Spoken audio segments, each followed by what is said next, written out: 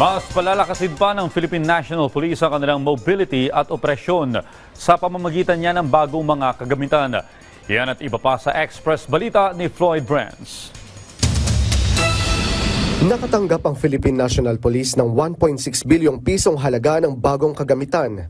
Layunin nitong palakasin ang mobility at operasyon ng pambansang pulisya. Kabilang sa mga iniulat na bagong asset ang iba't ibang uri ng sasakyan, motorsiklo at iba pang mobility equipment na ipapamahagi sa mga regional at provincial units. Ayon sa PNP, malaking tulong ang mga bagong kagamitan para mapabilis ang response time at masigurong mas epektibo ang pagre-responde sa insidente at krimen sa iba't ibang bahagi ng bansa.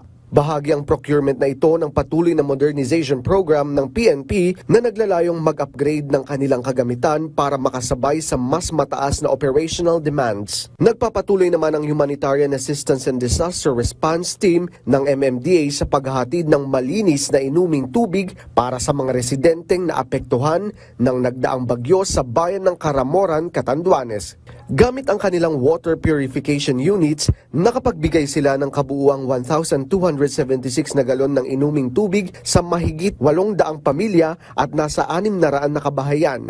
Isinagawa rin ang water purification operation sa Barangay Datag West kung saan nasa mahigit 7 galon ng malinis na tubig ang naihatid sa nasa mahigit 300 pamilya at nasa 200 kabahayan. Tiniyak ng MMDA ang tuloy-tuloy na pagbibigay nila ng malinis na inuming tubig sa mga komunidad na nasalanta ng bagyo. Floyd Brands para sa Pambansang TV sa Bagong Pilipinas.